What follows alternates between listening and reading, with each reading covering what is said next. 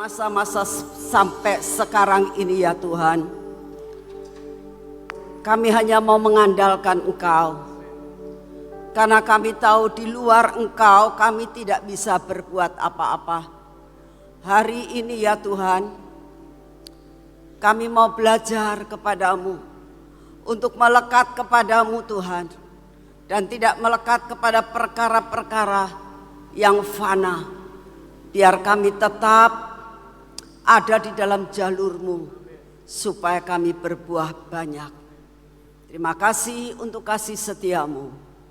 Di dalam nama Tuhan Yesus, siapkan hati kami saat ini Tuhan. Biarlah pewahyuan-Mu turun atas kami pada saat ini.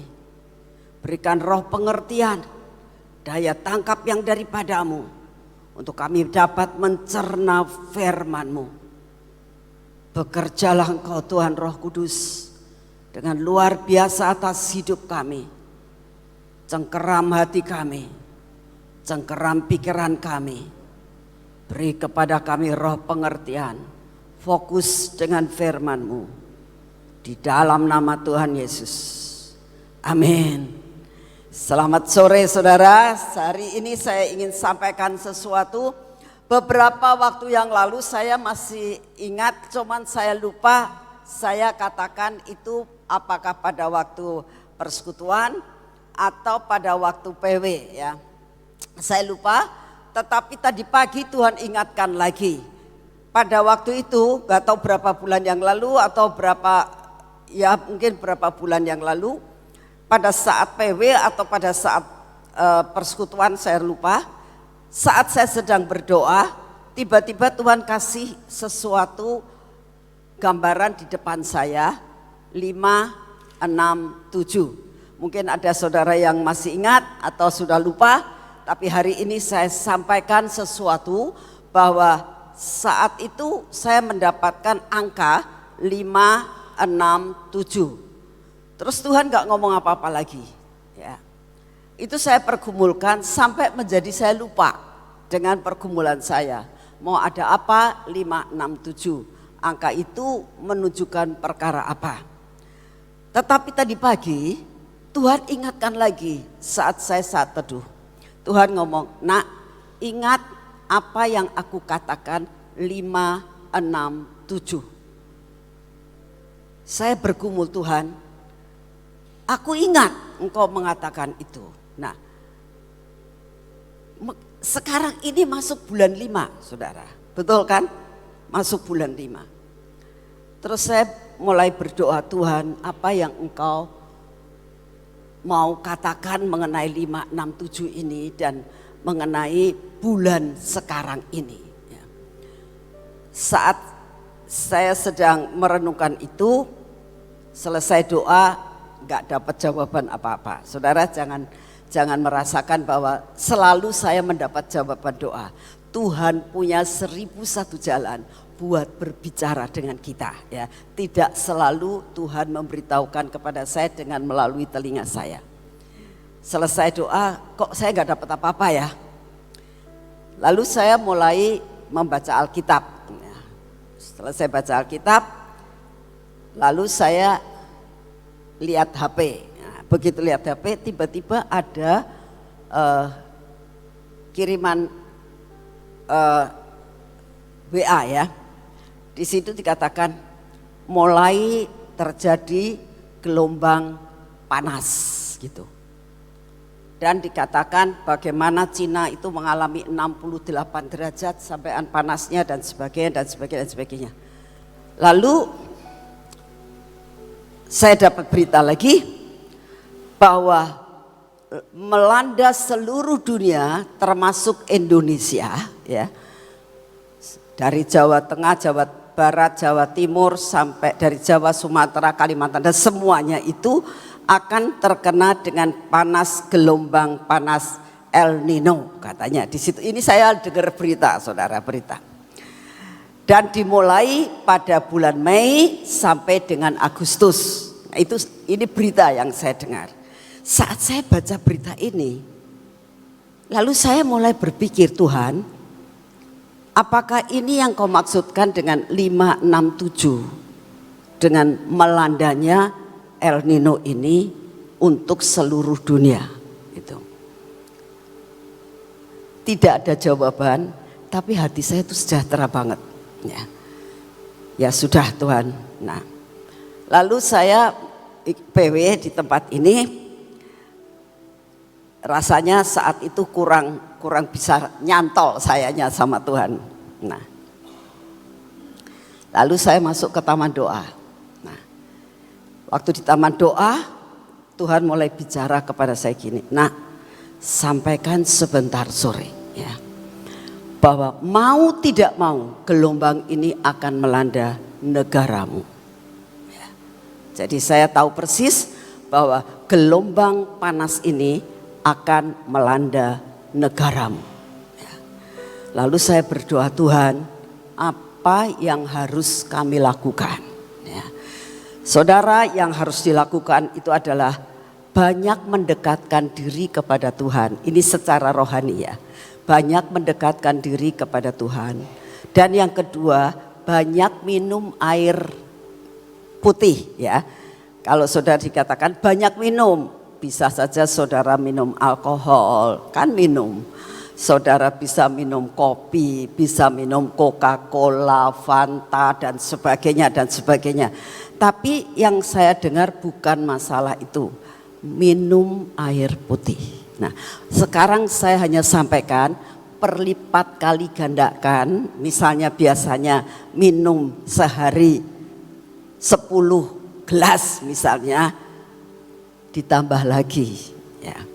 Lalu yang kedua, Tuhan katakan begini, sepanjang begitu panas tinggi ya, kalau bisa jangan terlalu keluar dengan langsung kena matahari ya.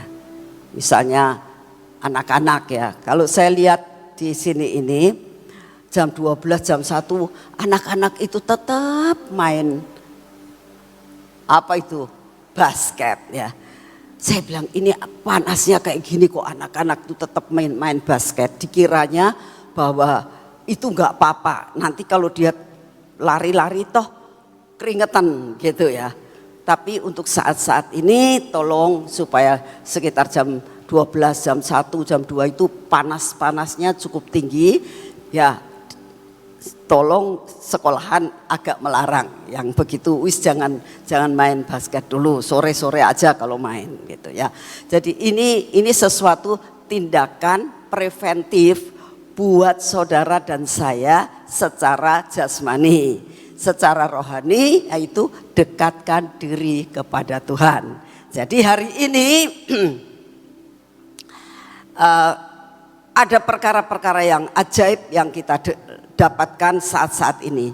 Pada waktu iblis ingin ya merusakkan kehidupan saudara ya, merusakkan tubuh jasmani kita dengan segala sesuatu yang ada. Karena begini saudara, dengan adanya global panas ini pasti ada campur tangan manusia ya. Dan tujuannya adalah supaya terjadi gagal panen. Dengan gagal panen terjadi kelaparan, dan dengan kelaparan terjadi perkara yang sangat-sangat menyengsarakan daripada setiap manusia. Ini rencana-rencana kuasa kegelapan. Tetapi di samping itu Tuhan itu selalu membuat sesuatu hal yang ajaib buat kita, buat kita sebagai anak-anak Tuhan. Saudara, tadi sore memang ini ada keajaiban di taman berkali-kali. Tapi mulai tadi sore itu saya belum tanya sama Tuhan tentang itu minyak apa ya. Biasanya kan saudara tahu ini ada minyak ini, minyak itu, bermacam-macam minyak. Nah, memang beberapa waktu yang lalu itu yang saudara kalau ke taman di sebelah, begitu masuk sebelah kiri itu kan ada satu tempat di mana ada tempat duduknya. Nah, di situ kan ada anggur-anggur palsu, ya kan, anggur-anggur palsu. Kalau di Mahligai itu ada anggur yang asli, dan anggur asli itu keluar madu yang seringkali saudara sudah mendapatkan ya. Berkali-kali kan, buat tahu 3-4 kali lah itu madu sudah dibagikan. Tapi nggak pernah anggur yang di tempat doa itu anggur palsu keluar madu atau minyak. Beberapa waktu yang lalu mengatakan ini kok keluar minyak ya.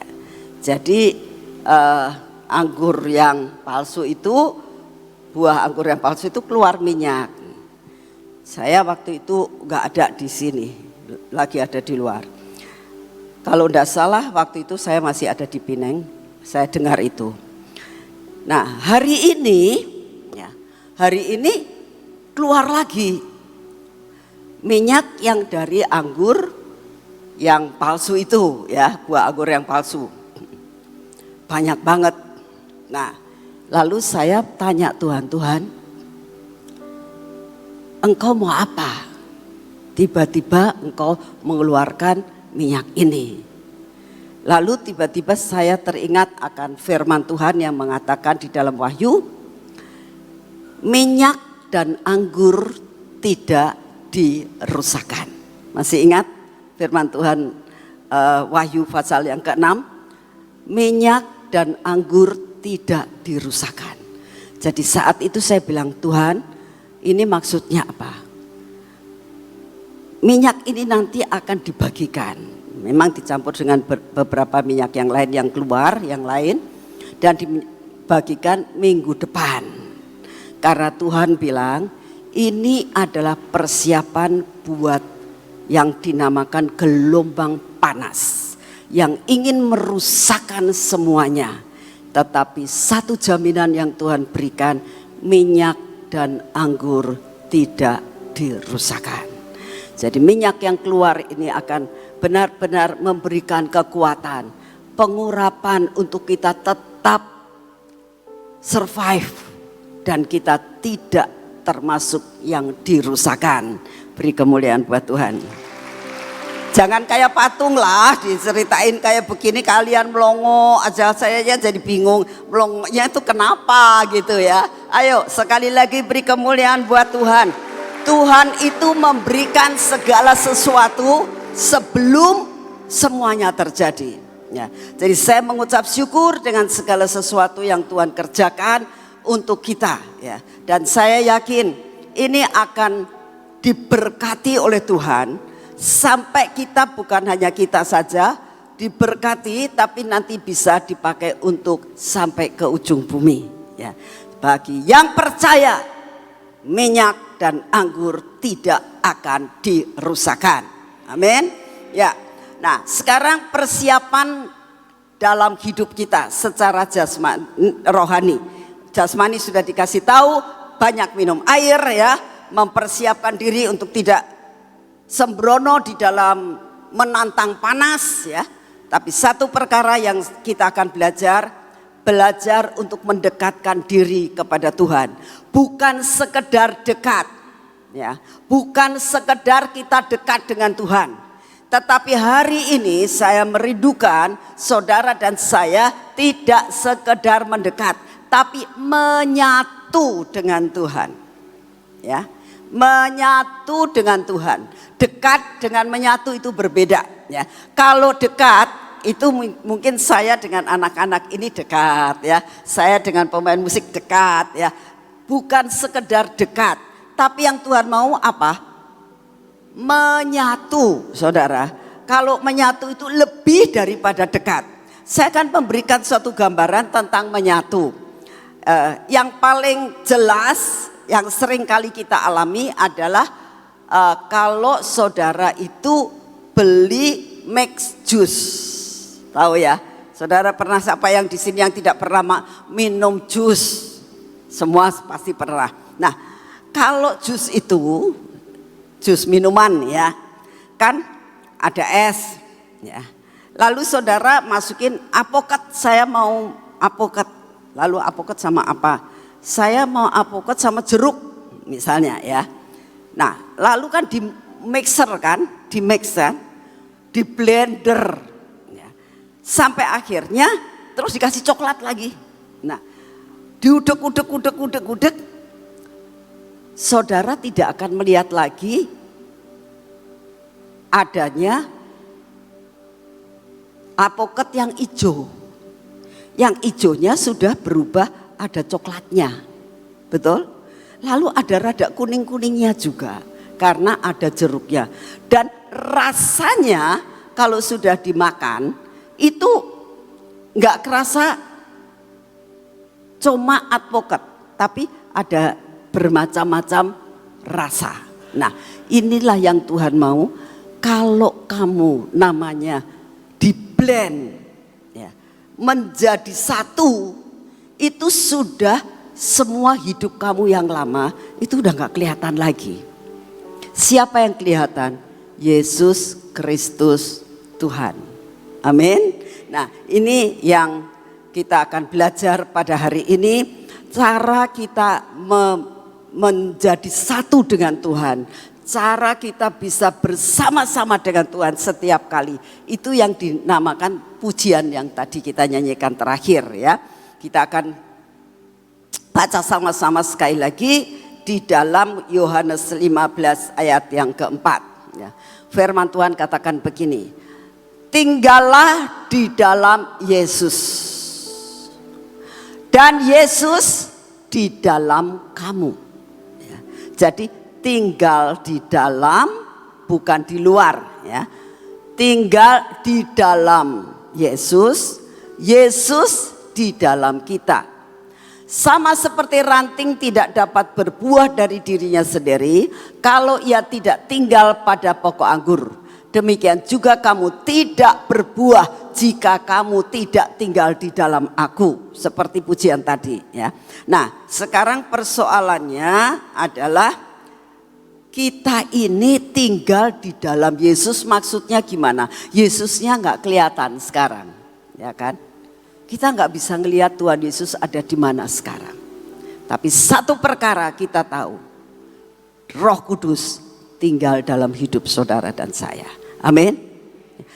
Roh Kudus tinggal dalam diri kita. Nah, Tuhan katakan, Yesus itu firman Tuhan.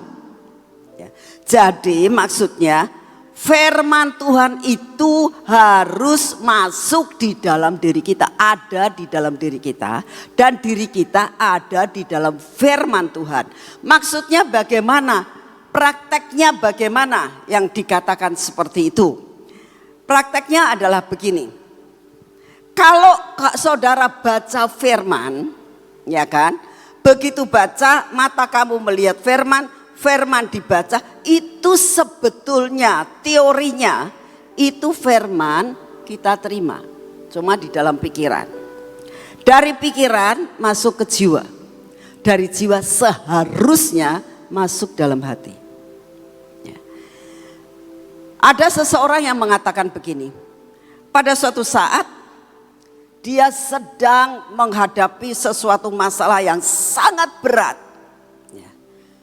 Tiba-tiba di dalam dirinya ada perkataan begini, jangan takut, aku beserta engkau sampai kepada kesudahan alam. Itu firman bukan? Dari mana itu firman? Dari Alkitab. Kenapa firman itu bisa muncul? Karena firman itu dibaca. Betul? Firman dibaca, disimpan di dalam hati. Saat mengalami perkara yang berat, itu firmannya keluar, muncul.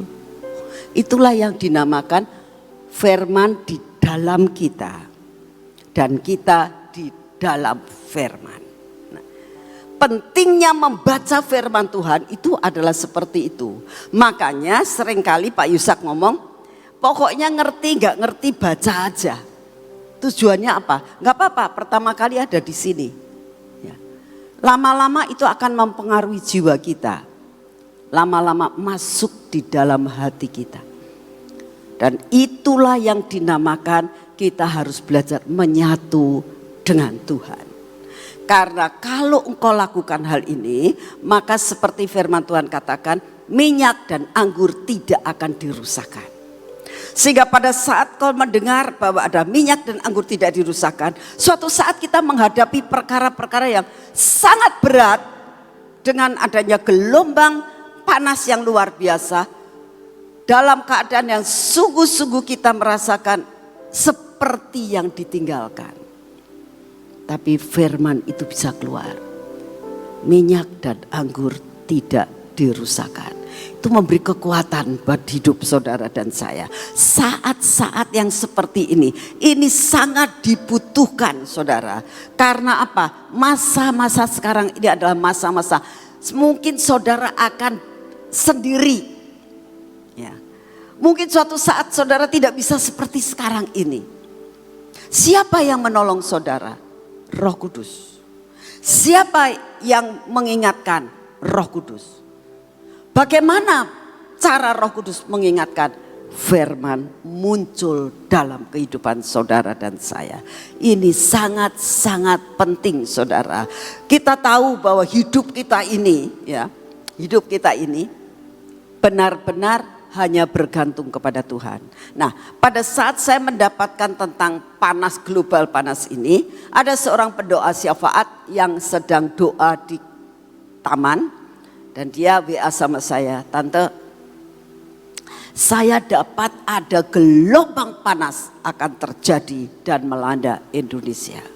Ya, saya bilang, apa yang kamu dapat itu benar. Gitu.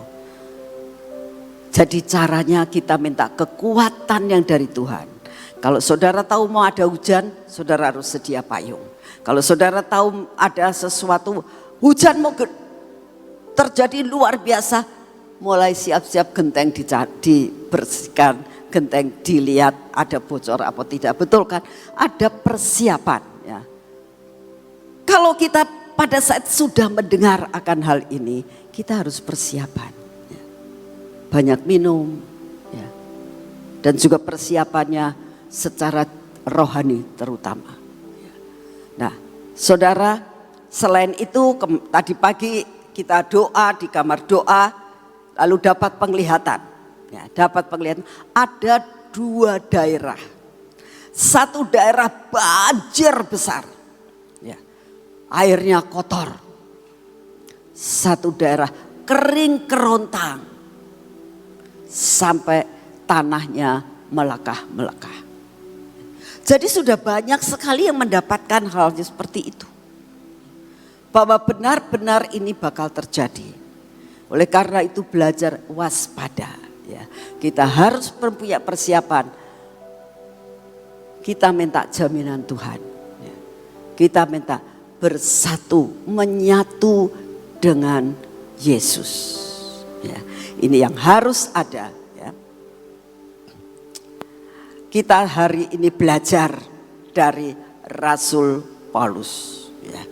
Rasul Paulus mulai mengatakan begini, aku pengen nyatu sama Tuhan. Aku pengen nyatu, oke. Ya. Caranya bagaimana? Saya percaya saudara di tempat ini pun pengen kan menjadi satu dengan Kristus supaya berbuah banyak. Ya. Itu harus ada yang namakan menyatu.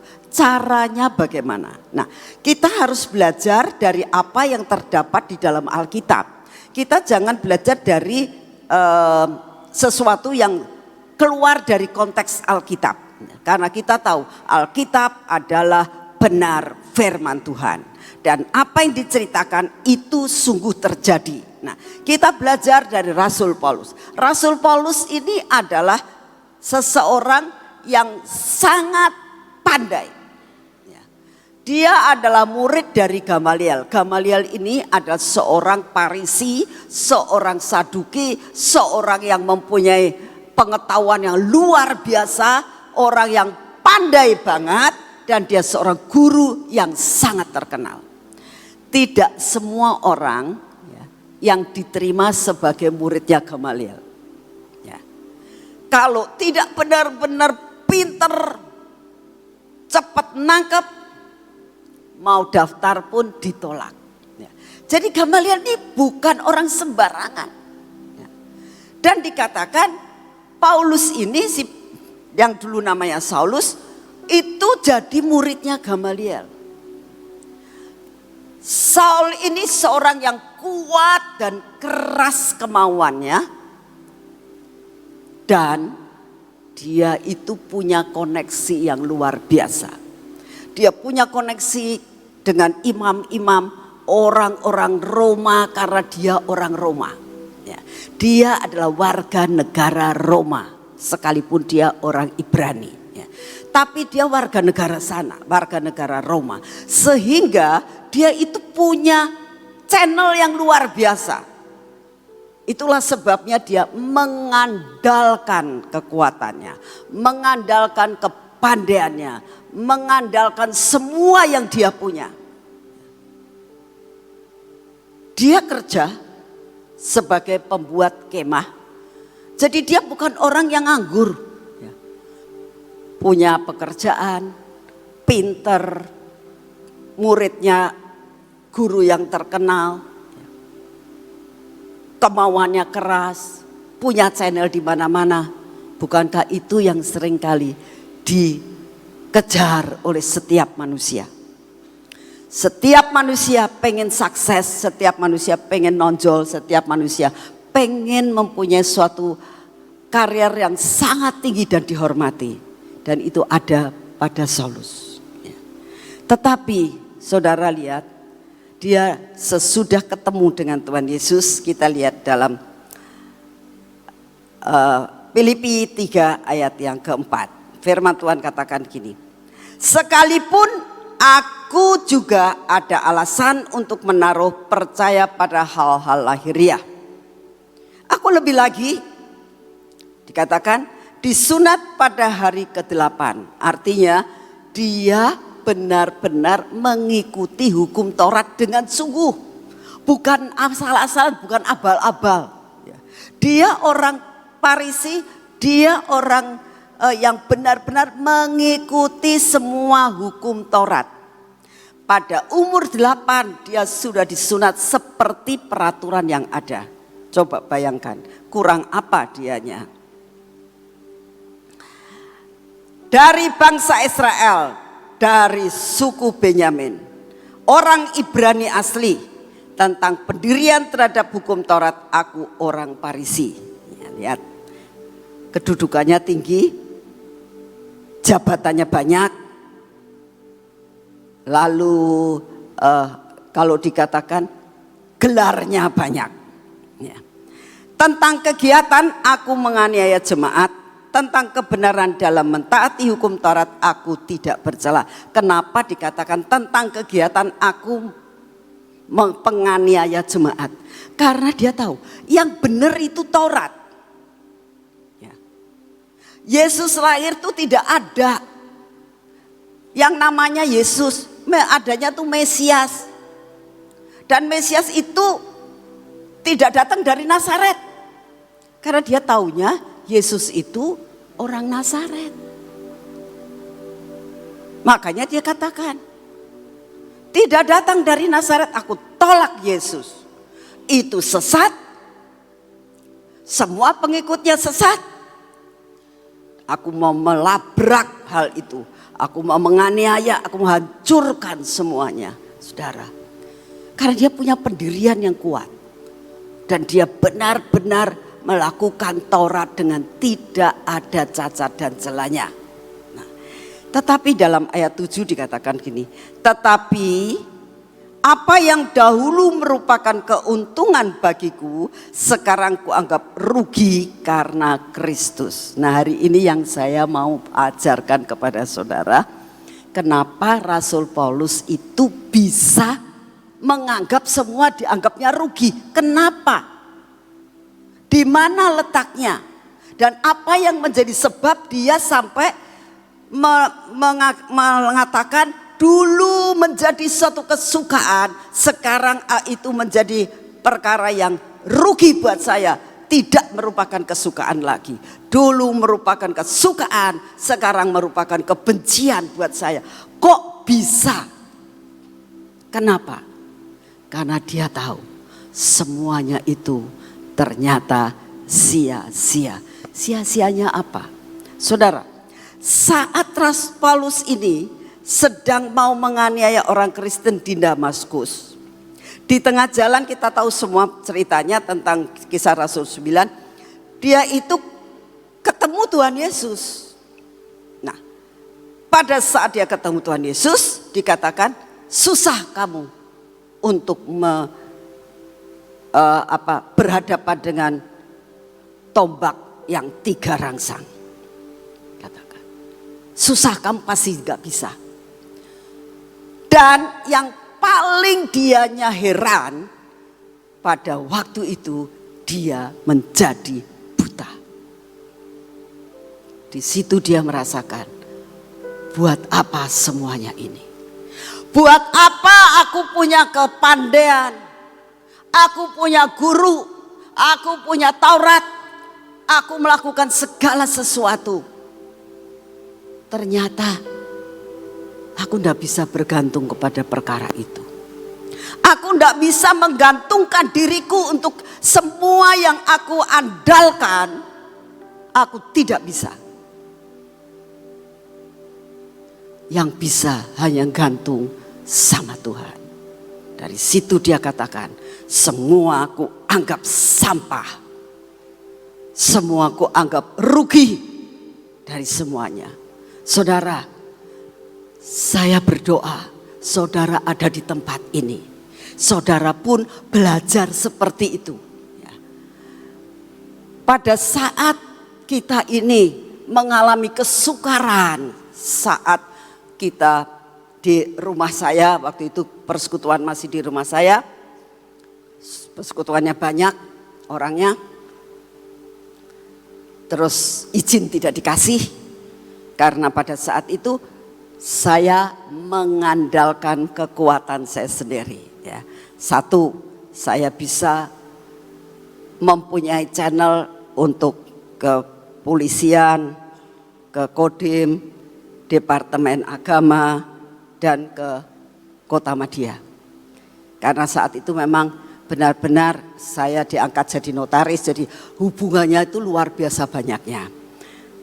Setiap kali saya datang dihormati dan setiap kali saya urus semuanya itu dengan cepat. Ya.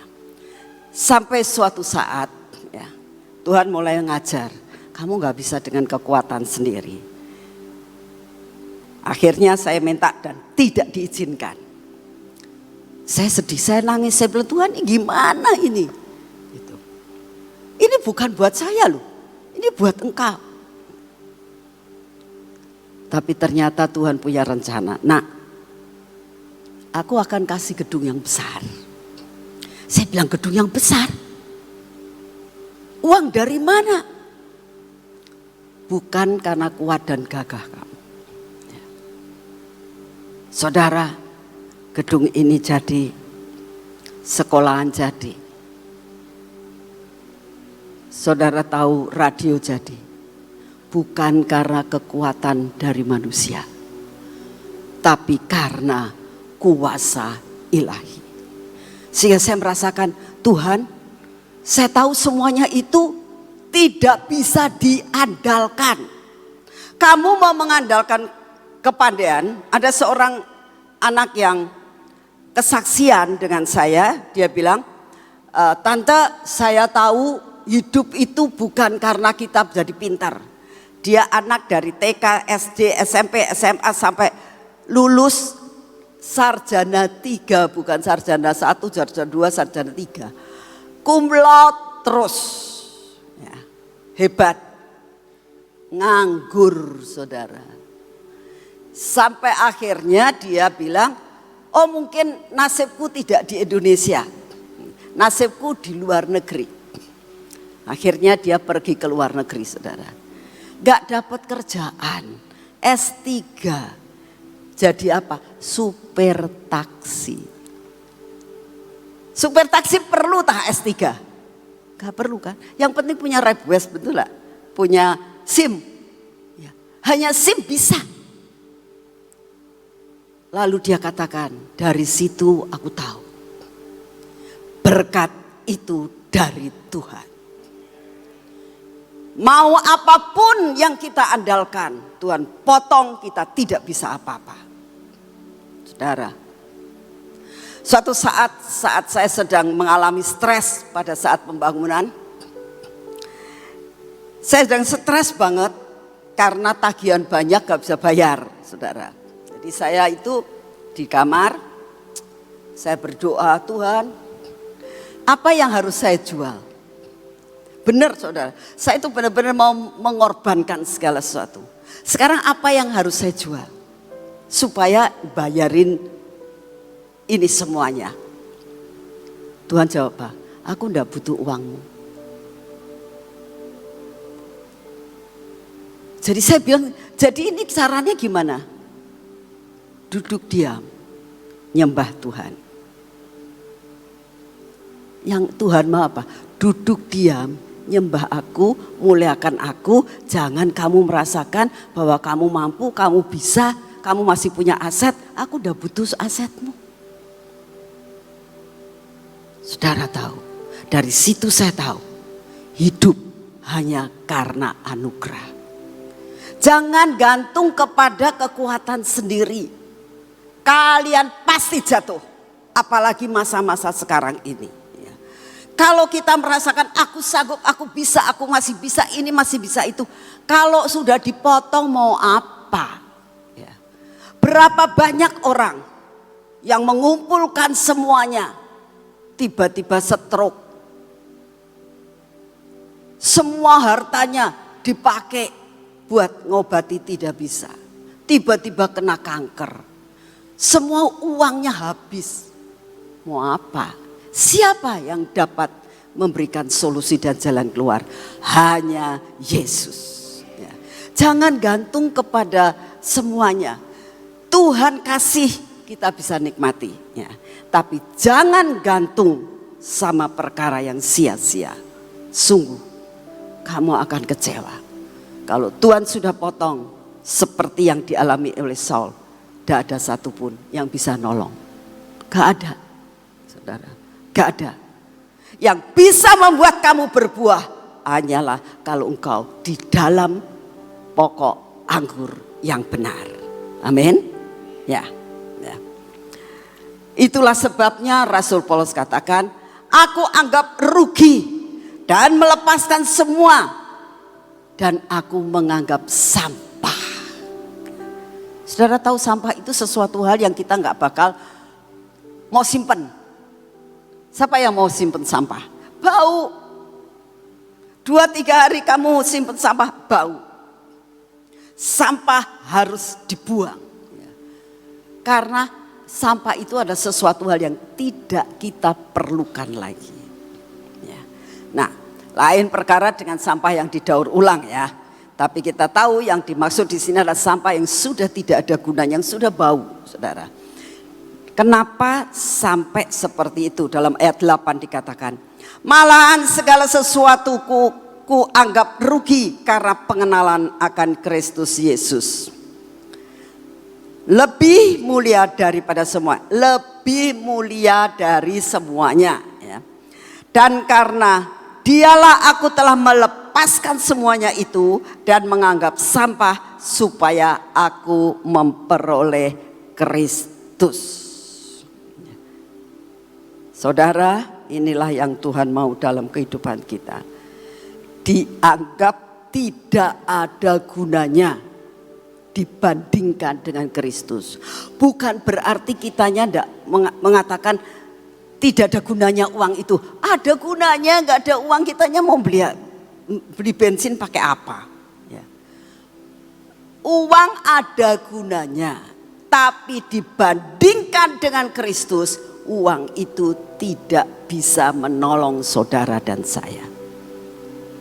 Ya. Harus ada dalam hidup saudara dan saya, apalagi saat-saat seperti ini. Kita harus mempunyai sesuatu jalan pikiran. Hanya Kristus yang bisa menolong saudara dan saya.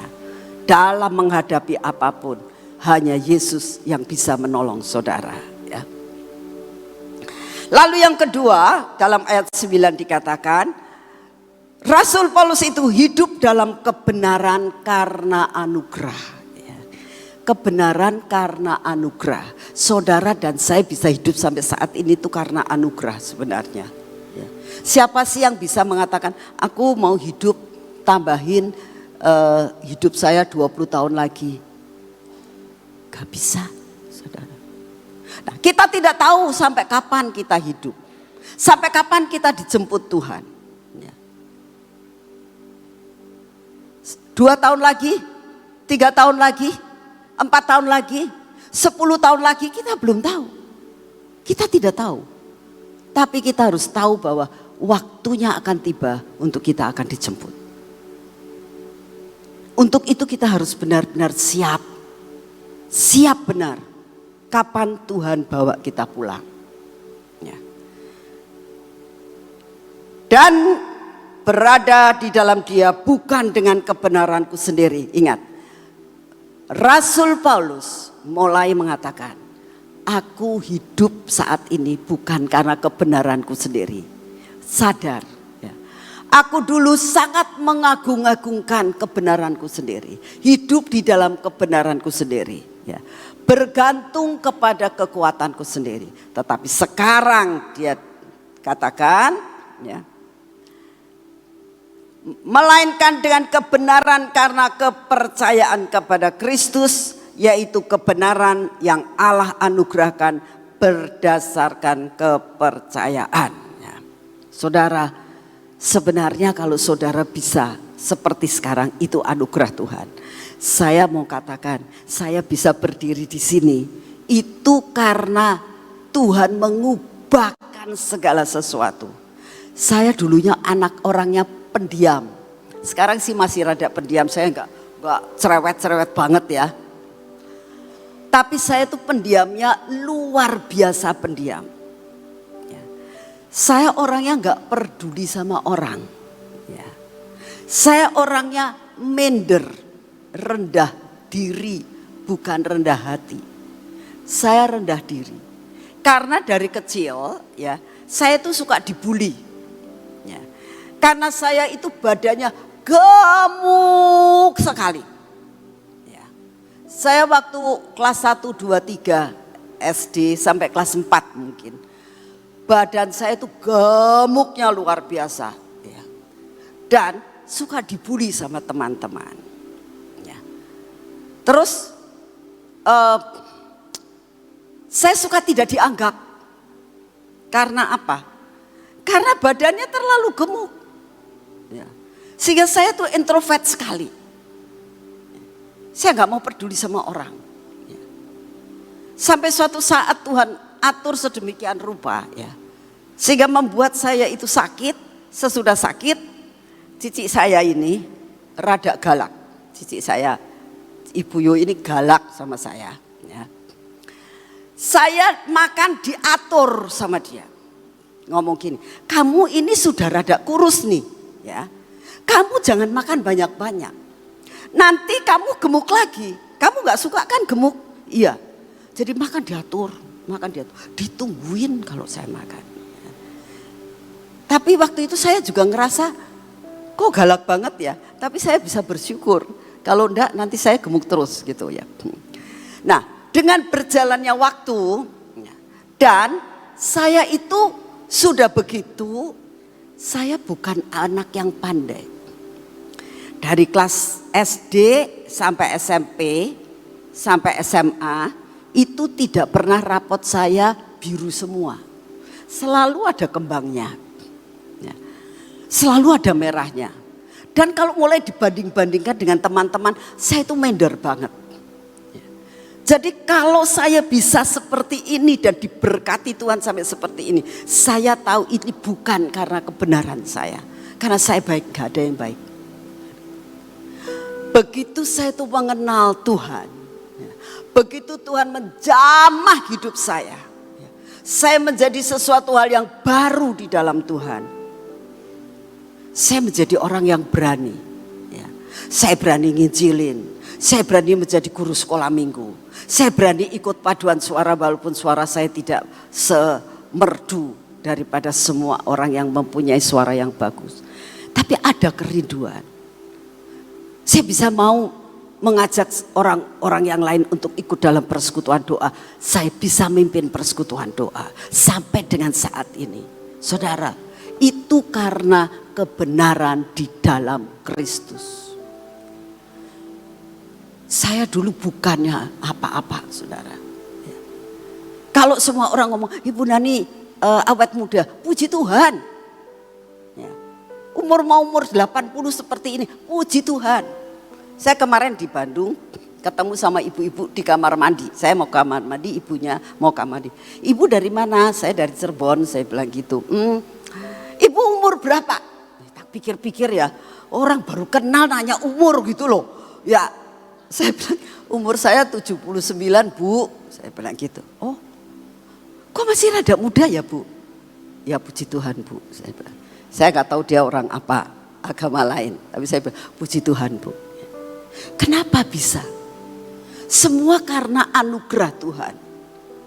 Sungguh, kalau saudara dan saya mau menjadikan semua sebagai sampah, ya, semua tidak bisa kamu andalkan.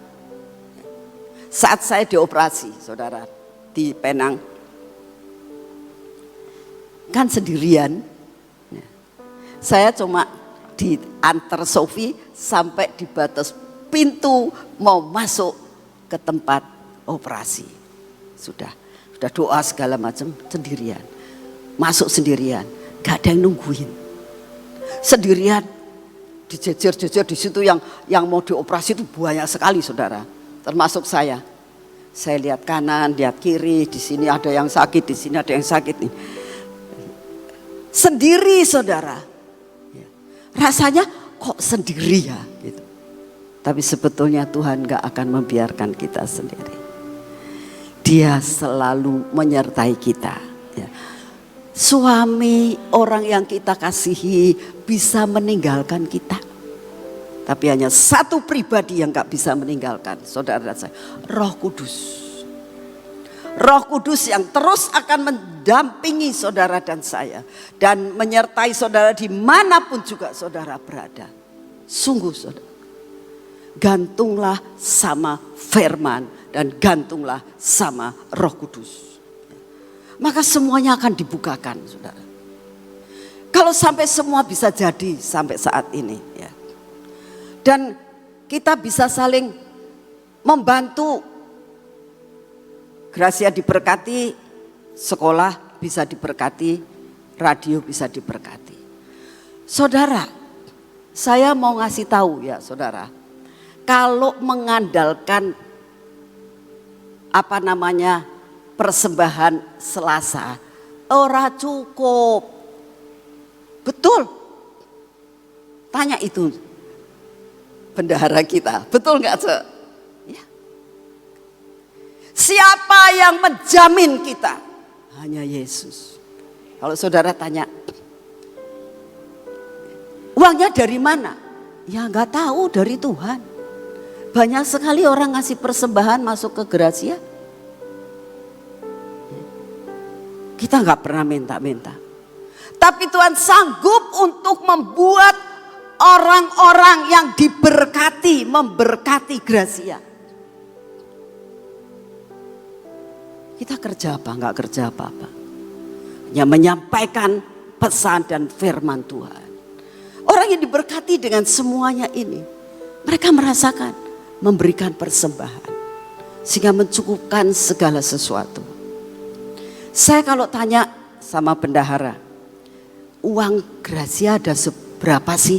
Saya terus terang tidak pernah ngecek uang Gracia ada berapa. Tapi suatu saat kalau mau gajian tak tanyain, uang Gracia ada berapa? Ada sekian. Wow, luar biasa. Tuhan selalu cukupkan. Siapa yang menjamin tempat ini? Yesus Kristus Tuhan. Saudara, jangan gantung kepada kekuatan diri sendiri. Sekali lagi, apalagi masa-masa seperti sekarang. Kalau saat ini saudara sedang menghadapi masalah-masalah dalam kehidupan, ya, aku masih bisa begini kok, aku masih bisa begini. Lepaskan itu semuanya. Jangan terikat dengan yang aku bisa begini, aku bisa begini. Tapi belajar katakan, Tuhan, aku mau gantung sama Engkau. Karena dengan kekuatanku sendiri aku tidak mungkin bisa. Biarlah hari ini kita katakan menyatu dengan Tuhan. Ya. Teruskan. Hidup serupa dengan Dia. Ya. Ayat 10. Yang ku kehendaki ialah mengenal Yesus. Kuasa kebangkitan Yesus dan persekutuan dalam penderitaannya, di mana aku menjadi serupa dengan Dia dalam kematiannya. Nah, sekarang ini yang dikatakan menyatu itu yang pertama, mengenal Yesus. Bagaimana cara kita mengenal Yesus? Membaca firman-Nya. Ya. Harus membaca firman-Nya. Ya. Harus membaca firman-Nya. Kalau kita membaca firman, kita bisa mengenal. Nah, bagaimana kita bisa memahami Yesus? Kadang-kadang saudara, kita doa gak dijawab. Ya, pernah enggak? Doa rasanya doa gak dijawab ya. Persoalan bertambah-tambah. Yang ini belum selesai, yang ini jatuh ada lagi. Yang ini belum selesai, yang ini ada lagi. Pernah gak mengalami gitu? Semua orang pernah mengalami. Ya. Sehingga kita rasakan, Tuhan, Engkau kok tidak jawab doa saya. Tapi buat orang yang memahami akan Tuhan, sangat-sangat mengerti. Tuhan punya rencana kalau enggak dijawab. Pasti di balik daripada itu semua, Dia sudah berikan jalan keluar. Yang saat ini kita belum tahu. Gak apa-apa, jalani aja. Jalani aja. Pasti selesai persoalan saudara dan saya. Itu namanya memahami, tidak nyalahin Tuhan, tidak pernah menyalahkan Tuhan. Apapun yang kita hadapi, Tuhan pasti buka jalan. Amin. Ya. Lalu dikatakan lagi, pada saat Tuhan mengalami yang dinamakan ditinggalkan bapaknya. Ya. Kalau kita baca, kita akan baca di dalam Matius 26 ayat 46. Coba ditayangkan Matius 26 ayat 46. Kira-kira jam 3 berserulah Yesus dengan suara nyaring, Eli Eli lama sabatani. Ya, 46.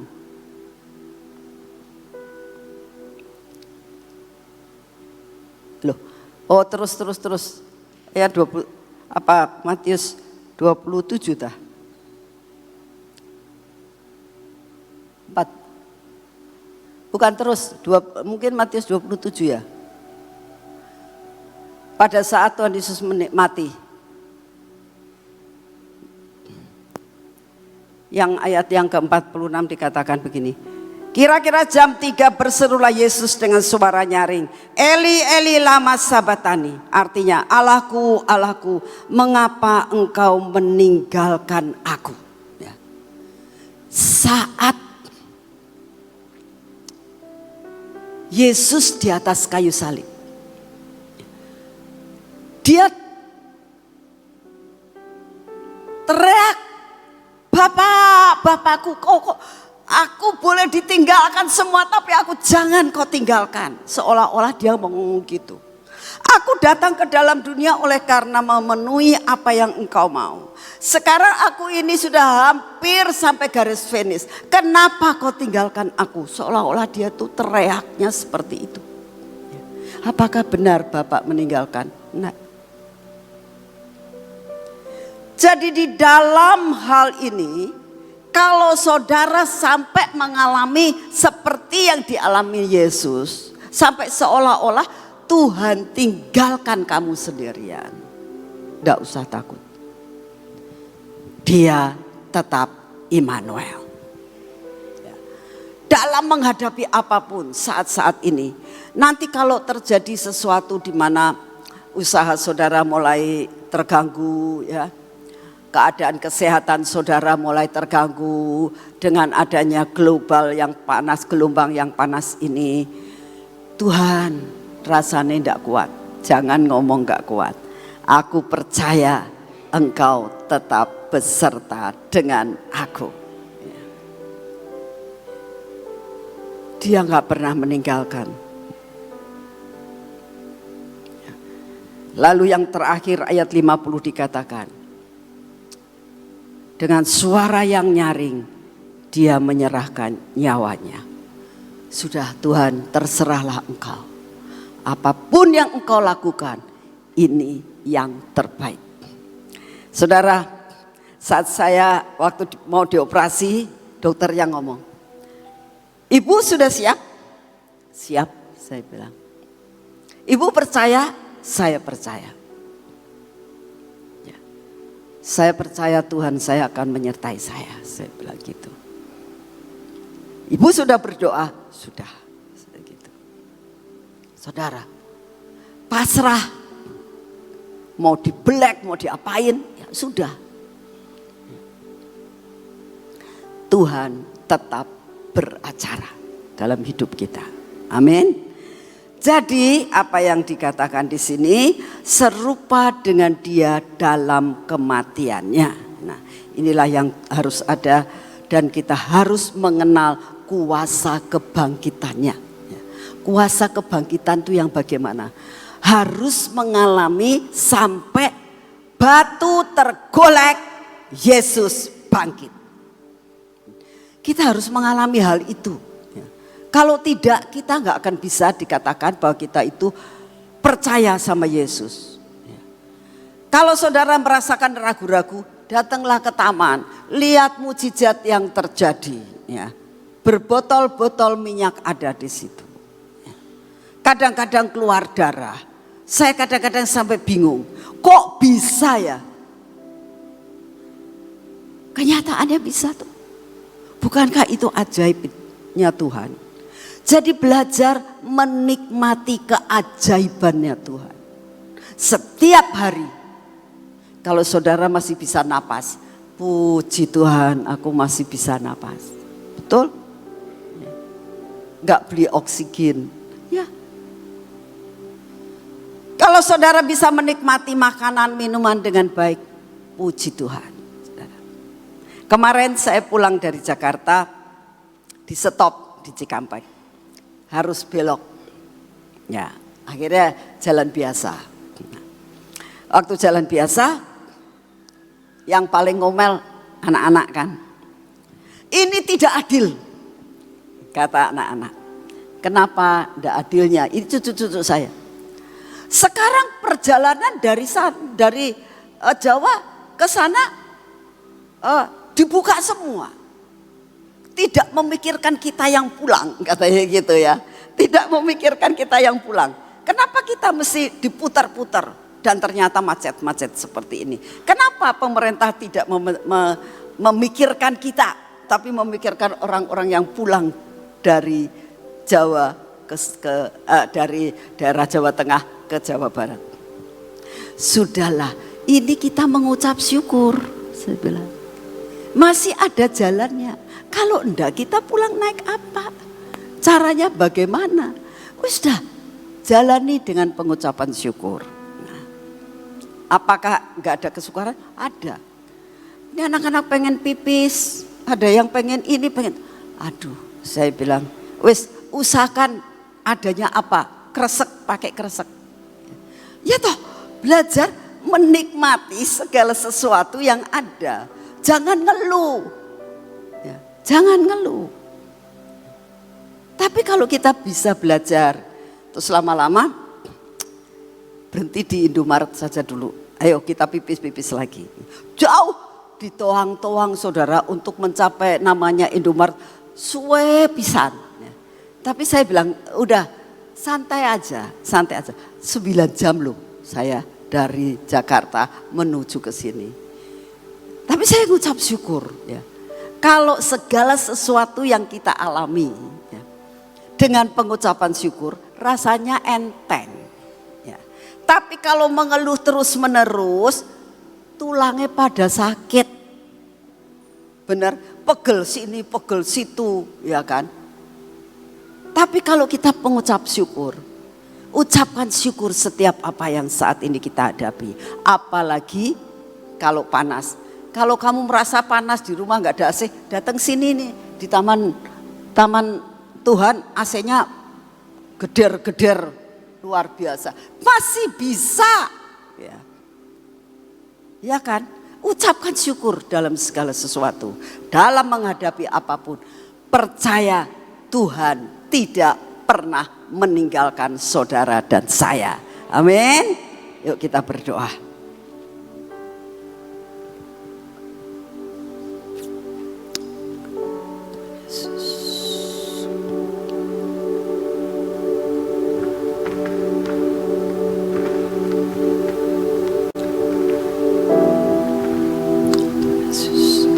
Kita akan nyanyikan Allah El Shaddai, tak usah ku takut.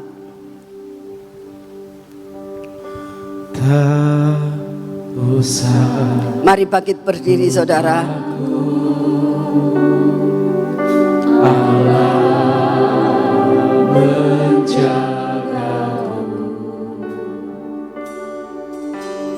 Tak usah ku bimbang.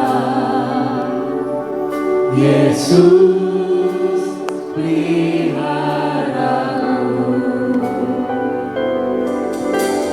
Tak usah ku susah, Roh Kudus ibuku. Tak usah ku cemas,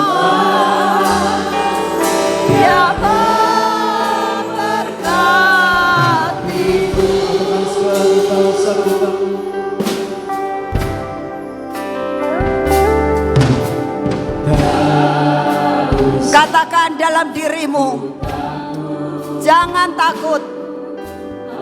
Allah menjagaku. Tak usah ku bimbang. Yesus peliharaku.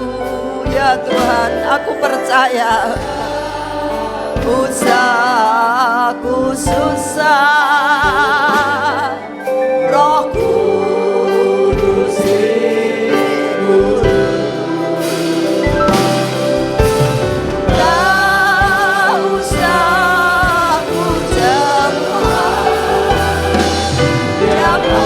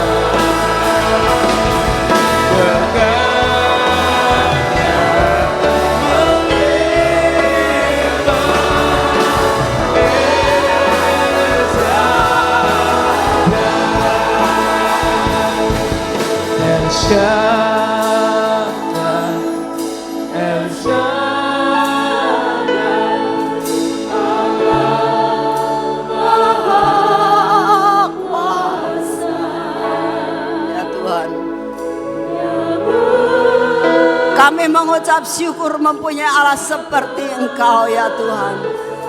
Engkau adalah Allah El Shaddai, Allah yang besar dan sanggup untuk melakukan segala perkara. El Shaddai, Allah Maha Kuasa. Kekuasaanmu melebihi dari segalanya.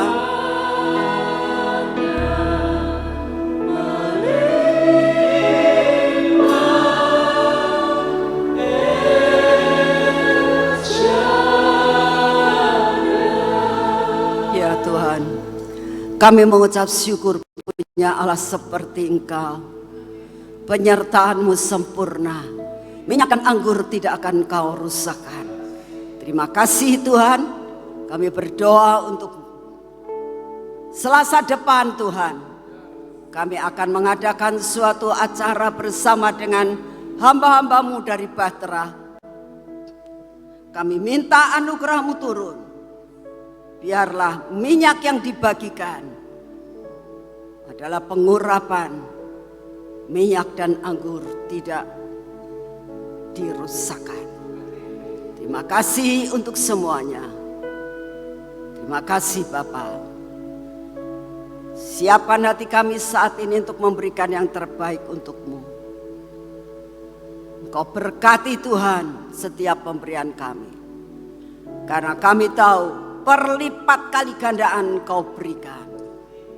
Baik yang diberikan di tempat ini maupun yang transfer Tuhan, Engkau gantikan dengan 1000 kali ganda. Di dalam nama Tuhan Yesus. Amin. Silakan maju ke depan, beri yang terbaik buat Tuhan. Takkan pernah ku bawa yang terbaik, yang harum dan sejati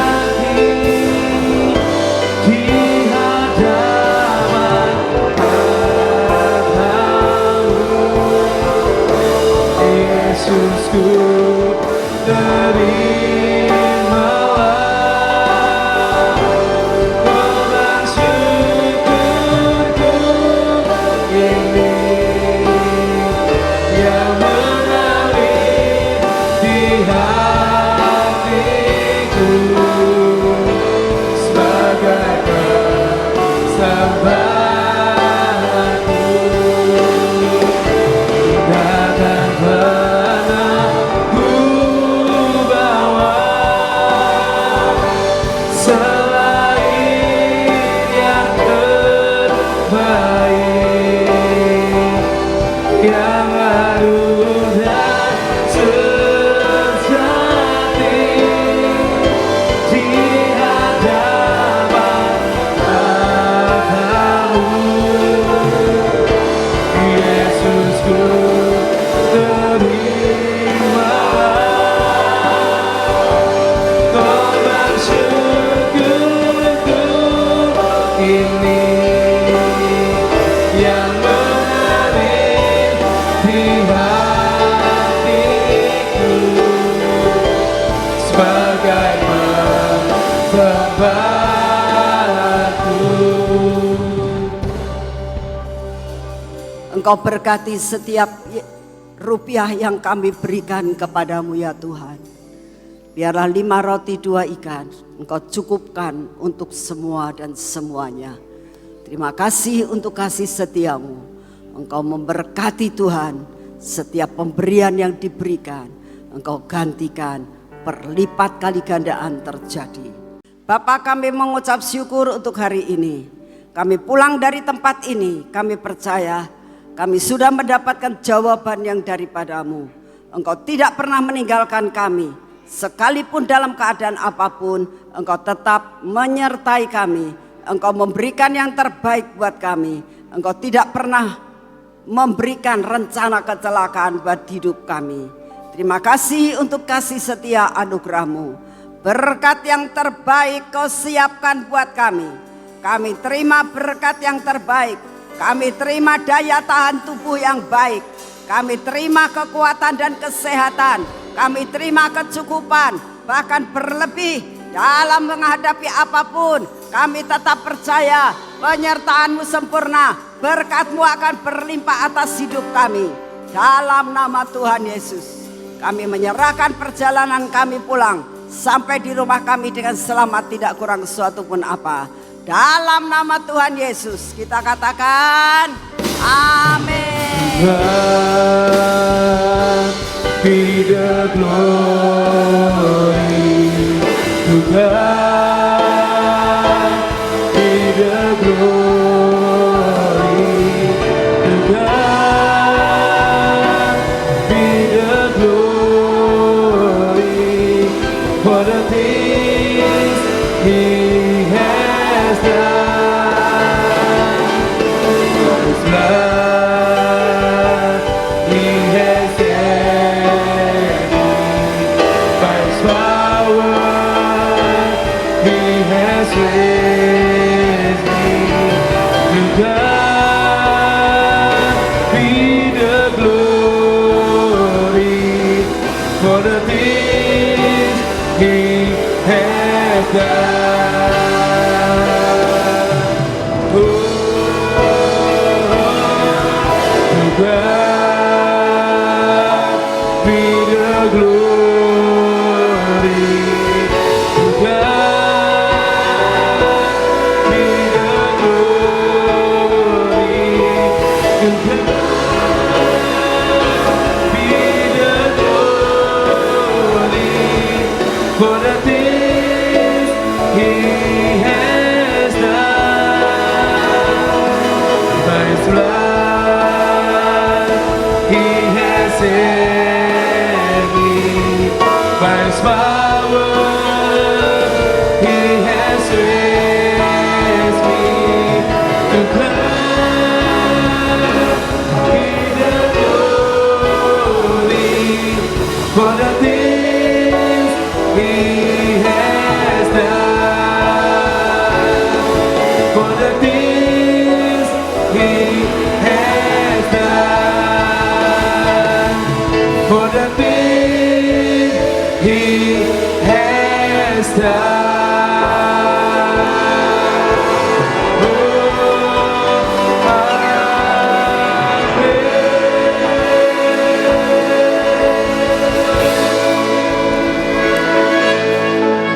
Selamat malam, Tuhan berkati saudara semuanya.